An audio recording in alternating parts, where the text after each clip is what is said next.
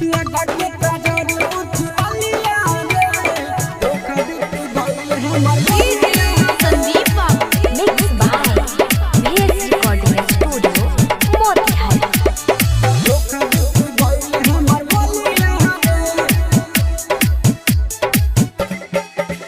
रहे पहले ऊ हमरा से प्यार, शादी दूसरा से कैलस रे यार, शादी दूसरा से कैलस रे यार। रहे पहले ऊ हमरा से प्यार, शादी दूसरा से कैलस रे यार।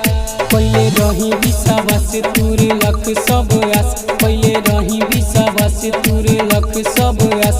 मन करता दी गलिया रे लगा के काजर उठ लिया रे धोखा देके गइल हमर बलिया रे लगा के काजर उठ लिया रे धोखा देके चल गइल बलिया रे संदीप बाबू धोखा देके गइल हमर बलिया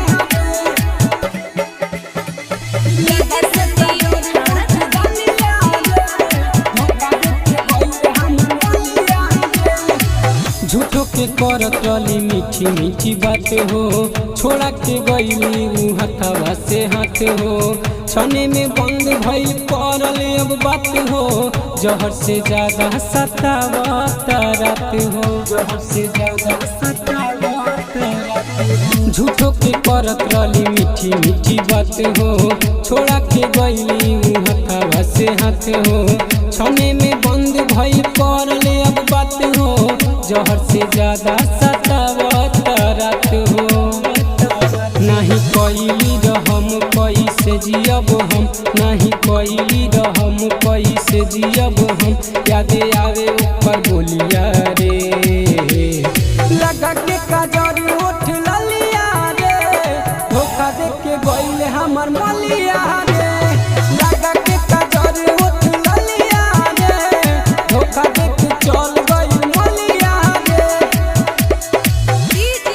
संदीप बाबू गइल हमर बलिया रे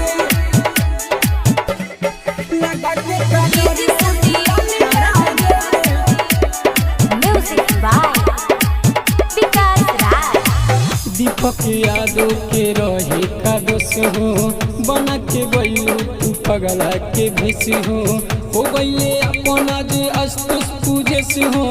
धोखा के लिमिट तू पैलू करो से हो, धोखा के लिमिट तू पैलू करो से हो। मनीष राजा के रहे का दोष हो, बना के गइलू तू पगला के भेस हो गइले अपन आज अस्तुस पूजे से हो। धोखा के लिमिट तू पैलू करो से हो। बारू बड़ी हर जाई तहरा रस नहीं आई, बारू बड़ी हर जाई तहरा रस नहीं आई। छोड़े दिलू मोरे हलिया